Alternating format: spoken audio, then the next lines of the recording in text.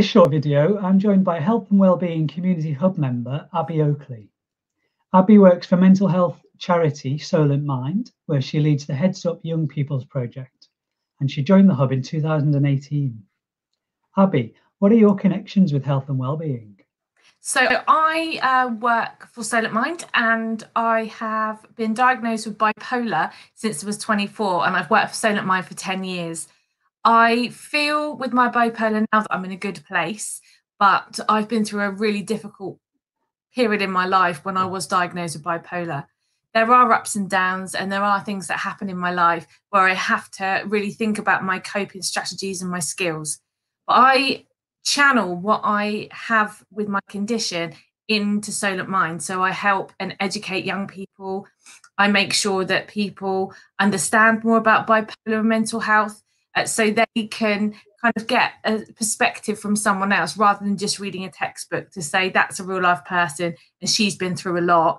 And if it's someone that has a mental health problem, it's empowering them to make them know that they can achieve what they want in life, irrespective of if they have a mental health problem. Yeah, it's great to bring that personal as well as professional kind of perspective on it. So do you have an idea for something people can do to improve their own or other people's health and well-being?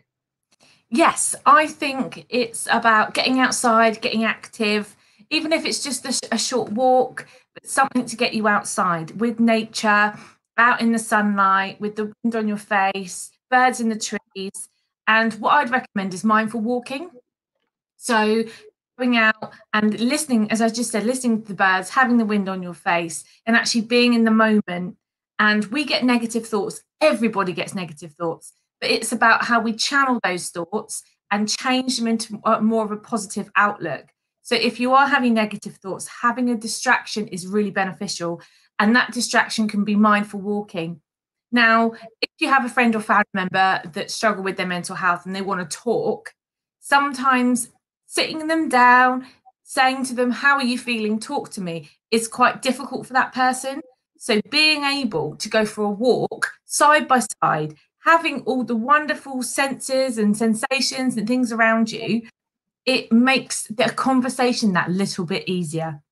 So it's really useful. And also doing exercise as well. So running, listening to your favorite music, just giving you that energy to run or to do a form of exercise or listen to a podcast.